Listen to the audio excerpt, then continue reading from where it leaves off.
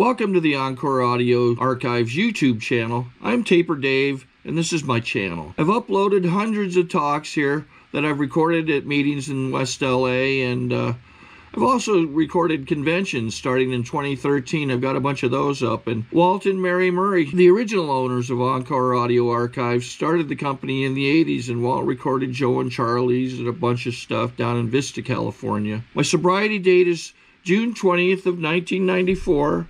I hope you find something you like, so please like and subscribe to my channel and comment down below. If you want to hear something that I don't have or that you don't see, I'll see that I get it. Anyways, take care and have a great day if you want to. This is a one-speaker meeting. Please welcome our speaker tonight, Dave.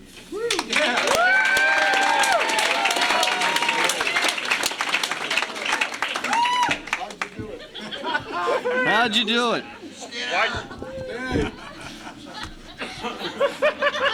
I'm an alcoholic named Dave. Hi, Dave! And it's I've never spoken in front of a group where so many people think they know me. I've been the short speaker here, but I've never been I've never had an opportunity to be the long speaker. I go to jail, though. I've gone to jail for the past 5 years to the Twin Towers on the 6th floor, and it's been good practice because I have a captive audience.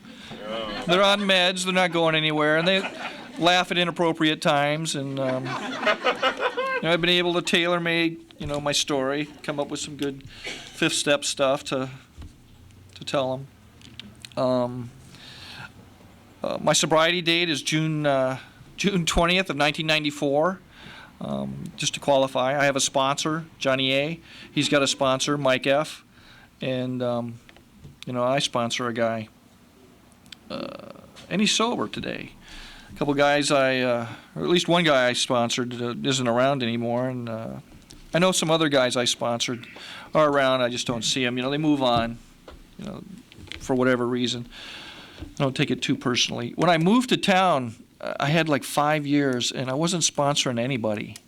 And I just thought, man, nobody wants what I've got, But that was me, I'd rather be at home right now.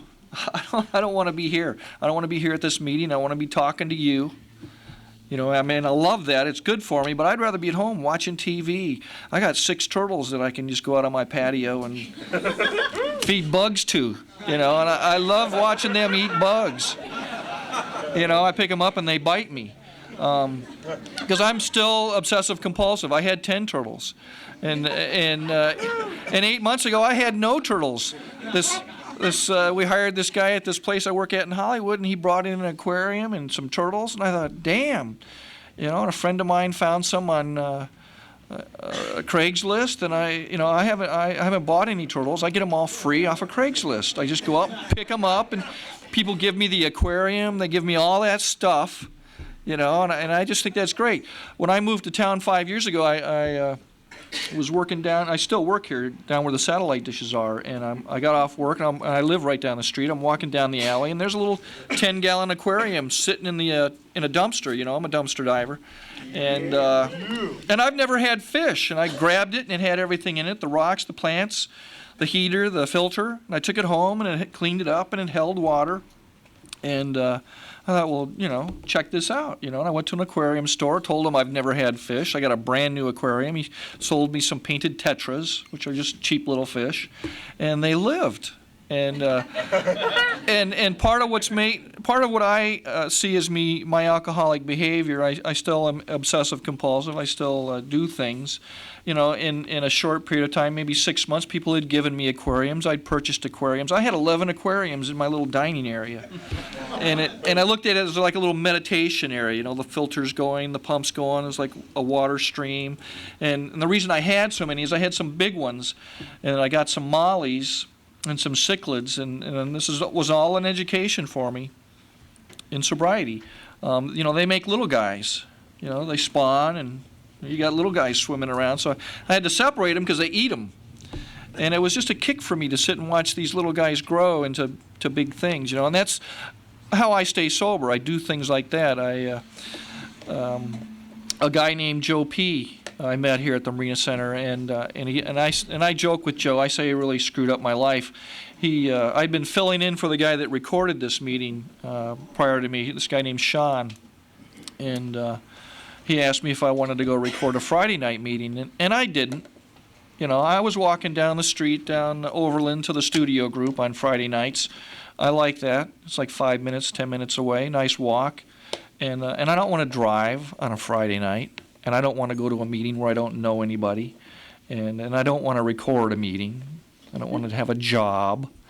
And I went out there with Joe and showed up, and there were like 16 gorgeous women at this meeting. I said, yeah, I could do this.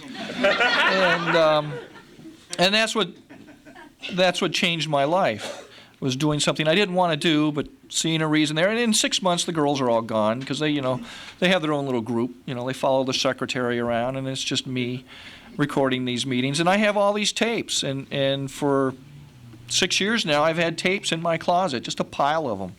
I have over 1,000 tapes. Another guy just gave me over 1,000 tape, a guy named JS, who's kind of an AA historian, archivist guy, and he sees the work that I do, and just gave me his full collection, over 1,000 AA tapes, and said he just wants a digital copy. I told him I'd burn him, a DVD data disc that he can get on his computer, and that's where my life is. That's I say it's a good life. It's not a great life, but it's a good life. It keeps me sober, and I just love giving CDs away and doing this. And that's how most of you know me here, other than being secretary for this past year. And this is the tradition, the secretary speaks.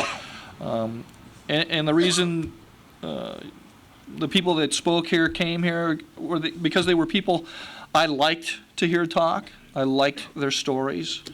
I'd been around in this area for 6 years, and I wanted to hear them. Some of them were people I had never heard speak. They were just people I knew, and I wanted to hear about their lives. I wanted to hear their story. And I liken what we do here to the Native Americans. They pass their history on. It's an oral history.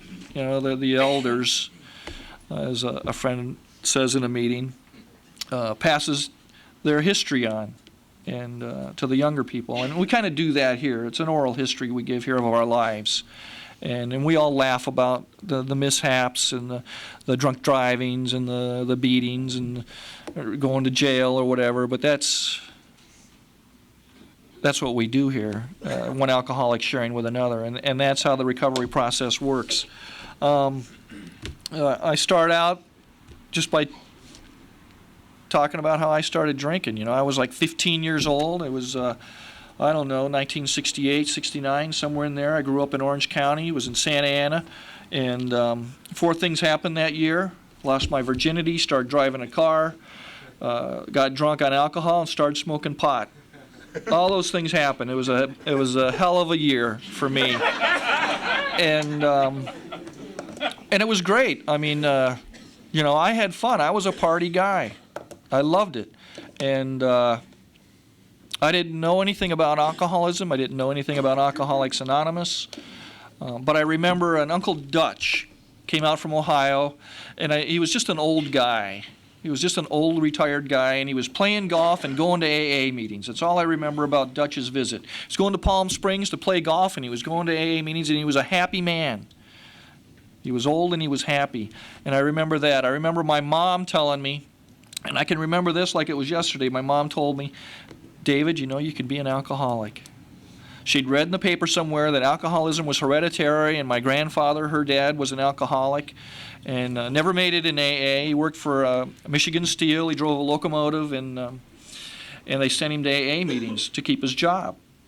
And he was just a crotchety old man. He was always throwing firecrackers behind people, and he had a brakeman on the train, and he'd put a cup on the guy's belt and throw pebbles into his cup. But for me, it was a great. He was my grandfather. He was a great guy. He had like a penny bush out in his backyard. I've never talked about this, but I just remembered it. It was some plant or whatever, the bulb of a tulip or something. He'd just take it in his hand, cut it open, slip a penny in there. Oh, look, a penny tree. I got even with the old guy. When I was about 18, I drove a little Volkswagen I had out to Michigan from Santa Ana, and I threw a firecracker behind him. I mean, I don't, the apple doesn't fall far from the tree. I just tell stories, instances I remember. I remember twice in my life I had people yell at me about drinking and drugging. The first time, me and a friend would drive to Lomita every Friday night. And I'd gotten into the American Indian culture, and we were singing songs. And I looked forward to this because every night on the way home, he would stop and buy a six-pack. Keith was 21, and I was, 19 or something. And I would ask him, hey, are we going to stop and get a six-pack? I mean, if it took too long, on the drive home, like I'd be waiting, anticipating the six-pack. Where the hell's the six-pack? And he yelled at me one night, is that all you think about? Well, yeah, it was, and it hurt my feelings. And he eventually stopped and bought the six-pack, and I was happy. And another time I got yelled at was a roommate of a college roommate of mine, and we were sitting in his house doing bong hits and drinking Miller Lite, and his roommate came home and saw me there, and I'd been doing this with him for a while, and he yelled at me, is that all you do? And it hurt my feelings. Yeah, that's all I was doing. And, I was just living my life. I was having fun. I didn't think about alcoholism. I didn't think about drug addiction. I just thought about having fun, and I was partying, although the party consisted of usually just me in my car driving. I'm a drunk driver. I like to drink and drive. I've been to jail about 7 or 8 times. I wasn't really keeping track. I didn't run a scorecard, but I thought about it one day and counted them in my head. And I've been to jail. My first jail was I think it was the San Diego City Jail when I was in college. I wasn't really drinking and driving. I had a Honda 750 motorcycle, and I went the wrong way down a one-way alley checking out frat parties. And then there was a time right close to that, I went to Paso Robles City Jail. This friend of mine, Pete, stopped by, and I had a Honda Goldwing, and we're doing 70 miles an hour down a 15-mile-an-hour street after drinking Brave Bulls. And I'd never had Brave Bulls, thought it was pretty good, very tasty drink, but I couldn't pick my head up off the bar, and Pete was drinking my drinks. They pulled us over, he couldn't find his nose. They gave me the motorcycle, and when I tend to drink, I become an asshole. So I go back to the police station and start yelling at the desk sergeant, when's my friend going to get out? And these 2 CHP guys smelled me when I was walking in. They were walking out, and they said, whatever you do, don't go out and get on that bike. And with the span of however long I was in that office, I forgot I'd passed those guys, and they'd said that, and I went out and got on the bike and didn't even go a block. And just was a jerk. I was a total jerk. Got my own cell by myself, and I'm a jerk. I'm just a total jerk, saying anything I can to hurt your feelings. And back in those days, it was $250 in the night in jail. It was no big deal. I probably had to go see that movie Red Asphalt once. I might have had to go to one AA meeting, maybe. I remember not wanting to park near the place so nobody would see my car, like anybody would be there that I knew. Stood in the back of the room, got my thing signed, and left. I think that happened once. I've been to the Sacramento City Jail, the Fresno City Jail, Santa Barbara County Jail, the little substation Santa Barbara County Jail thing, and then the big jail. They wanted to keep me there 30 days because I'd already had a DUI, and it'd been like not even a year, and I got a second, and they wanted to keep me. God, I don't know how many that is. I've been running my fingers. Just small town jails. Santa Barbara County was the biggest. I never drank here in Los Angeles. I used here. When I didn't have a license, I'd take the Greyhound bus to go see my folks and stop here to change over and walk down 7th and Alvarado looking to score, or just getting high looking at the homeless people and the junkies. And that's what I did for entertainment. I kind of managed my life through my drinking. The first time I got drunk was I was 15. It was at a family party in the backyard of our house, and everybody's laughing. Hey, Dave's drunk, and they got a big kick out of it. And I just remember being drunk and having to pee a lot. Went to college and drank a little bit until I moved away. I went to San Diego State, which is a well-known party school, and that's why I went there. I mean, I studied television and film, and that was my major. But I went there because it was a party school. I could have gone to Fullerton, I would have lived at home, but I lived away, and I learned how to party. Made some lifetime friends, and learned how to party. Learned how to drink. Just had some insane behavior, and again went to jail down there in San Diego. The whole time I'm in that jail cell, I'm wondering where I'm going to put the cameras, because I'm a film student. I'm creative. Where am I going to place these cameras while I'm in jail? You know, I hadn't thought about any of the repercussions, like what this is doing to my life. You know, that I never totaled that up. I never thought that way. Fast forward, I kind of snuck through school, left San Diego State on academic probation, went to Cal State Fullerton, kind of maneuvered my way through, and didn't know how to find work in Hollywood. We're egomaniacs with an inferiority complex, and I drove around town in 1979 and dropped off my resume with Norman Lear's people and a lot of TV stations. Just thought, you know what, I'm going to have to go to a small town and start and work my way up. That's just, in my head, that's how I saw myself doing it. And got my first job in Eureka, California. Humboldt County, and for a pot smoker, I thought I died and gone to heaven.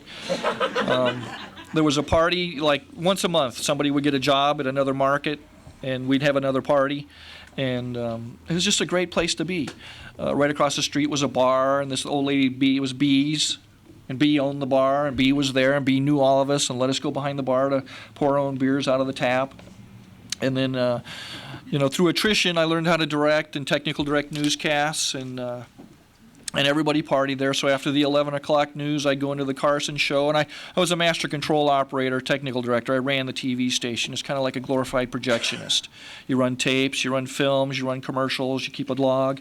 And so when we got into Carson, everybody that was on the news set would come off, and we'd go into the control room, and we'd just start partying. You know, somebody'd bring a six-pack or a case of beer, and we'd start rolling joints because it was Humboldt County.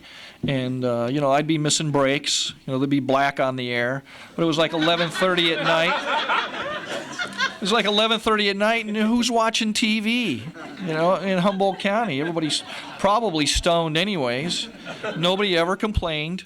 And I learned what I call creative discrepancy writing, because if you made a mistake, you had to write up a discrepancy report, and my creative discrepancy writing was, a moment of black rather than 2 minutes, I remember a guy showed up one time, it had to be like 7:30, we were in Hee Haw, and I went out and did a line of coke and smoked some weed with the guy, and a whole break rolled by. And that's just dark. That's just black on your TV screen. And who's watching the clock? Nobody's counting. And I just lied about it. I mean, here I am running a federally operated licensed facility, and I'm drinking and I'm using, and it's just a mess. And I kind of managed my life. I mean, I thought I died and gone to heaven, but I managed my life through my career. And I learned to party, and I drank my lunch in bars. In fact, one of my first heroes I met, this guy Dick Peabody. He was on the syndicated show Combat. He was a tall guy, carried a BAR and a bazooka, and just a big actor, big guy, terrible actor though. But Dick drank his lunch, and I met him down at the Ritz. And when I drank, it was just a moment for me. I got to drink my lunch with Dick. And he had a public service show at the station also, so we knew each other there. But that was just, to me, those were great moments, drinking with somebody. I smoked a lot of weed. Alcohol kicked my ass, so I'd prefer weed, but I'd always drink. I'd save things like crank or coke or crack or mushrooms. Those were like special occasion drugs. Like if I met the editor, I became a production editor in 1990. If I met the editor from the San Luis Obispo TV station. I was working in Santa Maria, and I met this editor from San Luis Obispo, and we partied like for all night because he had some crank, and we just stayed up. To me, that was a special occasion. I don't even remember his name at this point, but it was fun. Well, I managed my life through my career. I just kind of plotted out what cities. I wanted to work in the top 10 markets.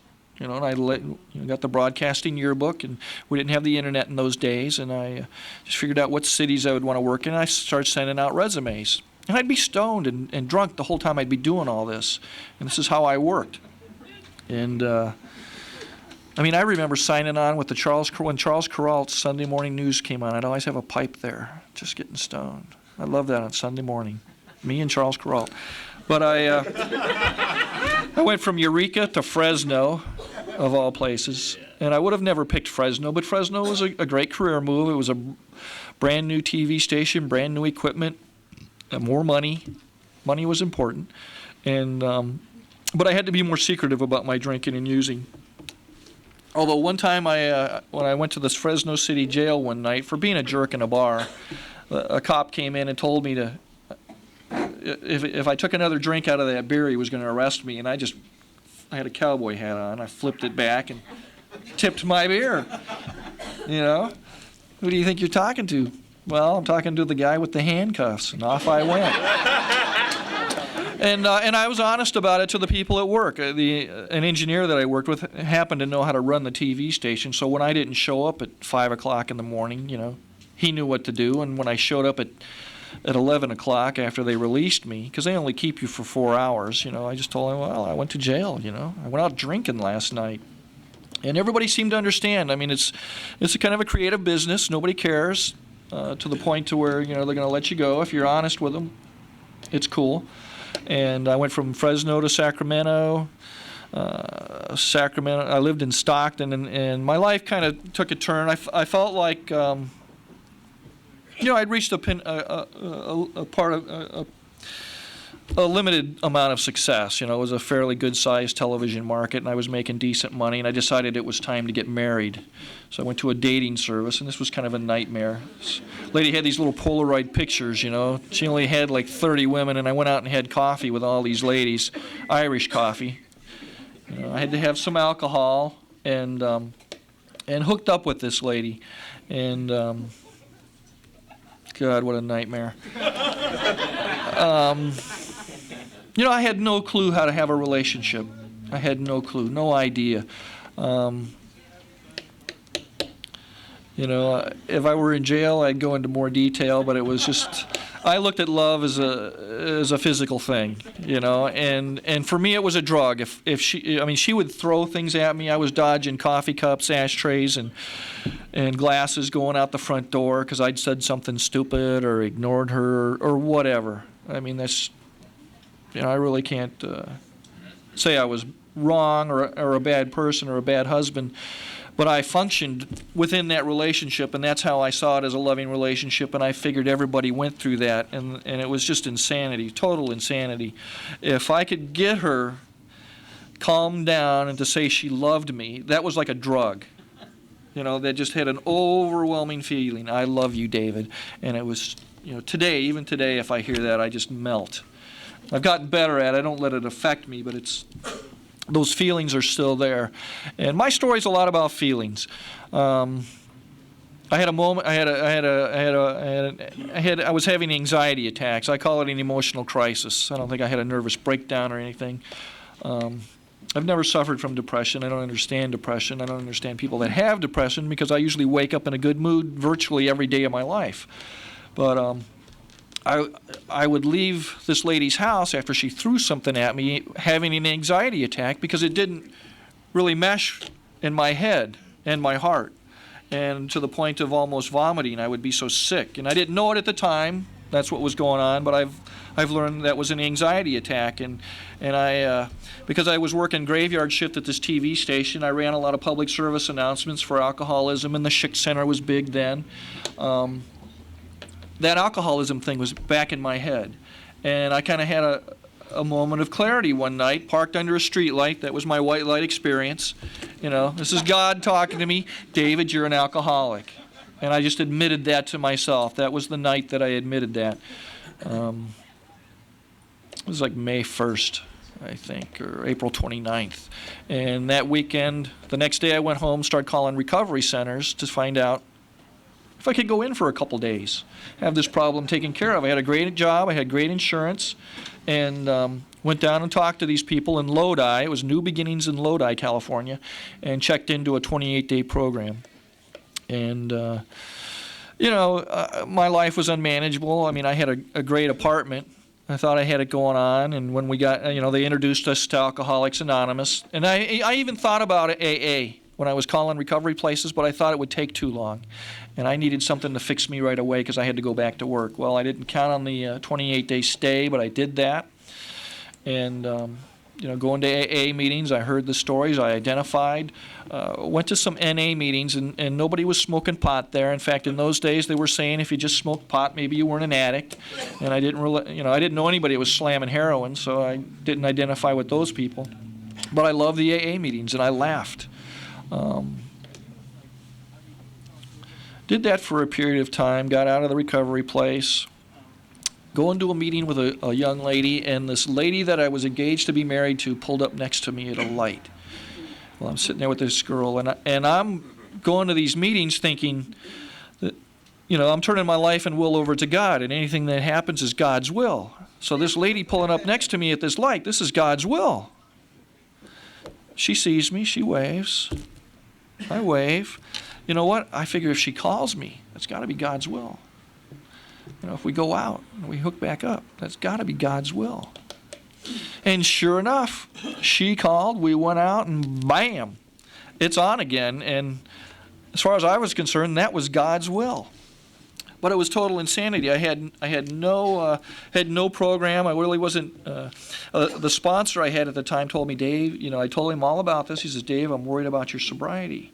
And then we went to a couples counseling and from a guy that was in recovery. He says, Dave, I'm worried about your recovery. And she went to a couple AA meetings with me and told me how impressed she was with the honesty she heard.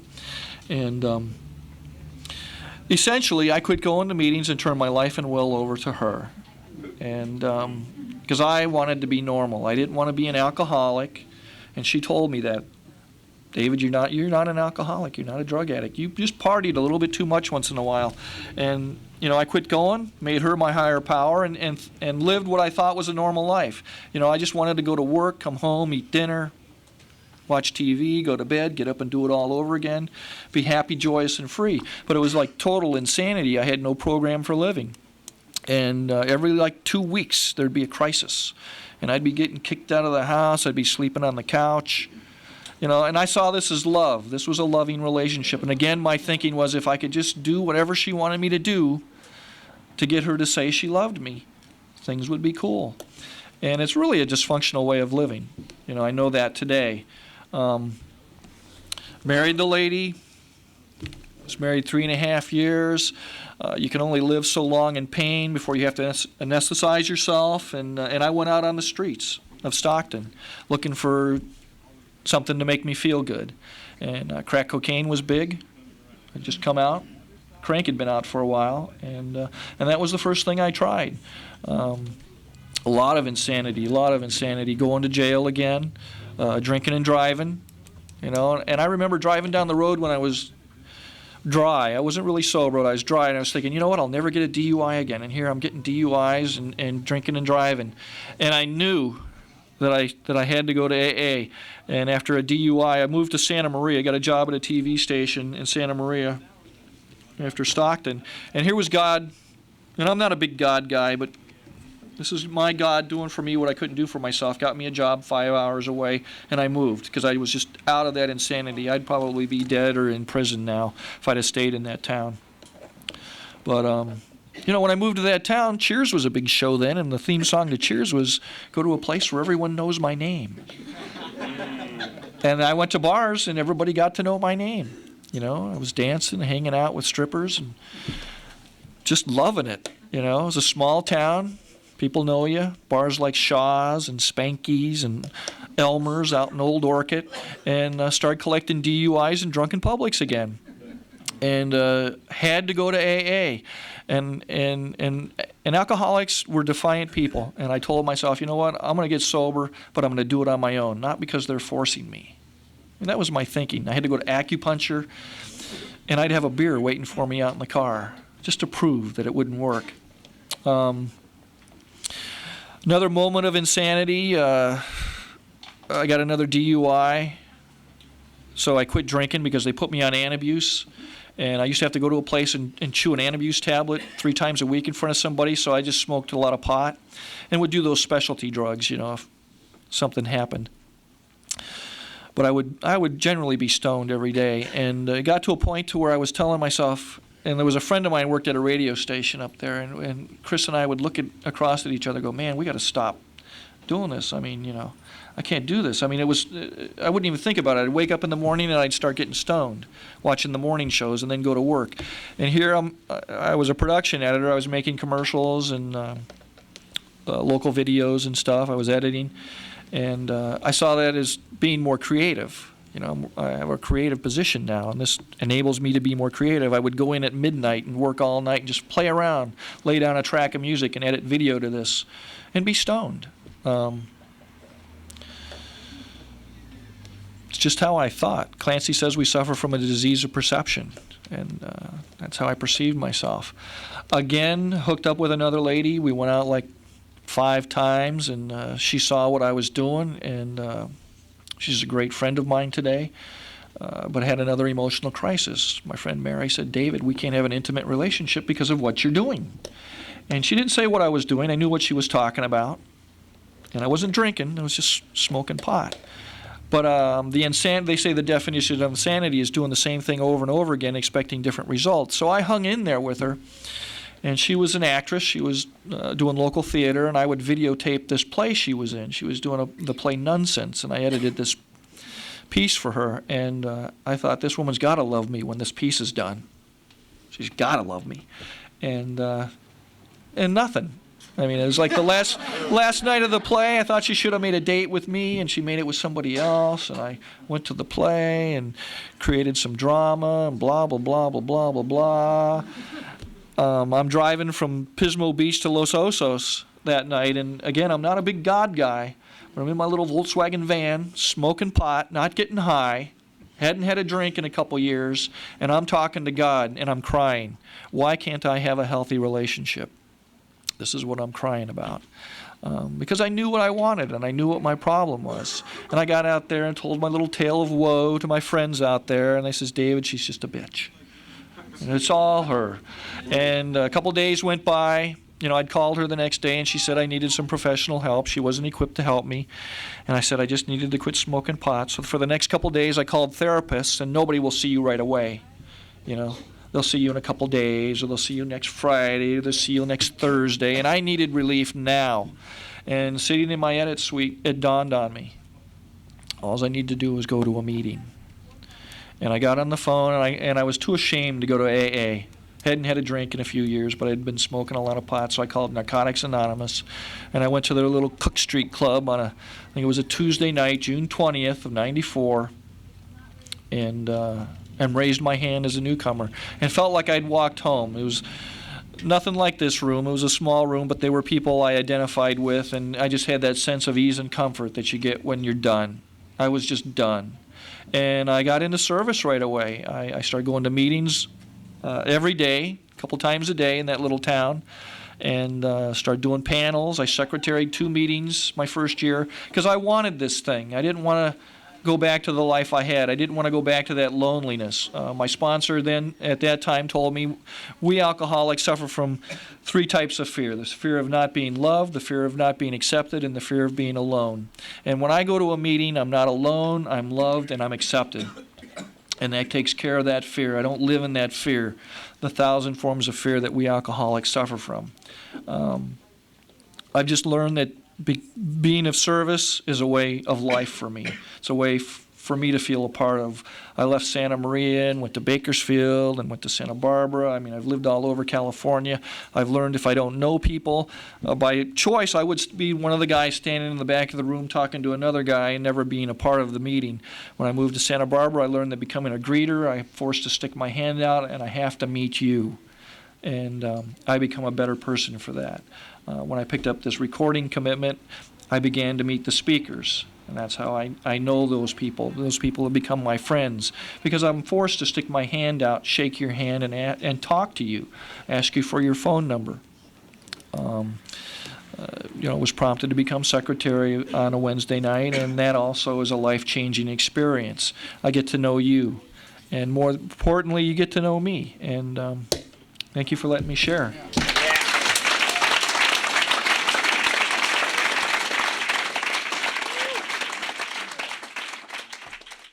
I think we got a great talk going on here. Thanks for watching the channel. Taper Dave here. Just curious, do you think this is better than Zoom? Okay, this is how I prepare my drone for launching. I like to do it inside the cab of my truck so I'm not standing outside in the weather.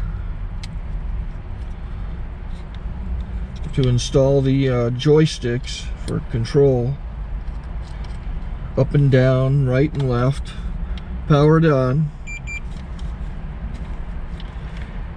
I have an Android phone that I use to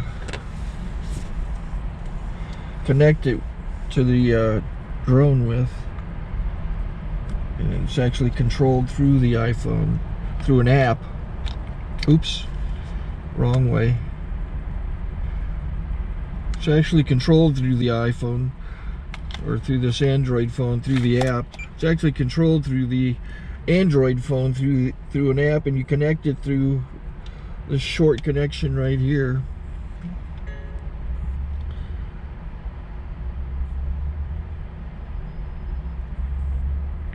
Remote control connected. Remote control's connected. So I pull out the drone. I have to extend the legs. Long legs extended first, then the short legs. Remove the gimbal protector. Set that aside, then power it on one short burst, then one long burst. I lay it down. So I have to go to calibrate. So the drone's not connected yet. It shows you here as this drone gets disconnected, even though the remote's powered on. So the drone has to establish it's connected. So I go into the app to calibration mode. First I'll calibrate the remote controller. Start calibration. Out, in, oop, out, in, up, down, and then this little wheel is to control the gimbal. So it's calibrated. Go to gimbal calibration, start calibration, and then it calibrates the gimbal. I don't know if that shows up. The gimbal's moving all over the place.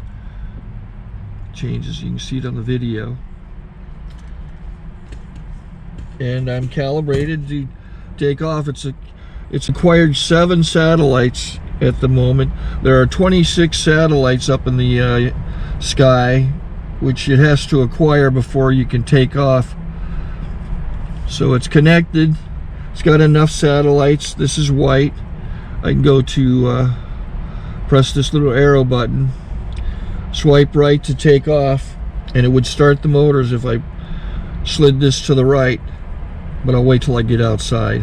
Don't want to do it inside.